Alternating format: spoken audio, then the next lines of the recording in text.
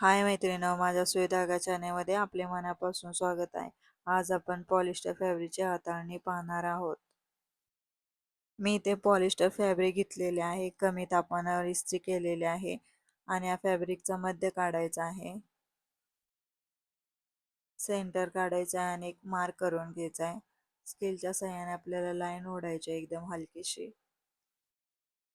स्केलच्या सहाय्याने लाईन ओढायची आहे. कटिंगसाठी धारदार कात्रीचा वापर करायचा आहे, त्यामुळे फॅब्रिक व्यवस्थित कटिंग केले जाते. जे मी दाखवते एकदम व्यवस्थित कटिंग करायचं, एकदम हलक्या हाताने. टिक मार्क करत आहे, ती सरळ बाजू आहे. सरळ बाजूवर सरळ बाजू ठेवायची आहे, कारण आपल्याला स्टिच करायचं आहे. एकदम व्यवस्थित ठेवून अर्ध्या इंचावर मार्क करायचा आहे, जे मी दाखवत आहे. स्केलच्या साहाय्याने लाईन ओढायची आहे, एकदम हलक्या हाताने.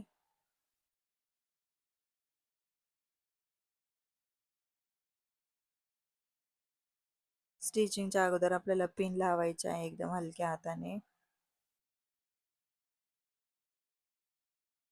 पॉलिस्टर फॅब्रिक मजबूत, चुरकुत्या कमी पडणारे आणि हाताळायला सोपे असते. तरी कटिंग आणि शिवणकाम करताना काही गोष्टींची काळजी घ्यावी लागते. शिवण करताना मशीनची सुई 11 किंवा 14 नंबरचा वापर करावा.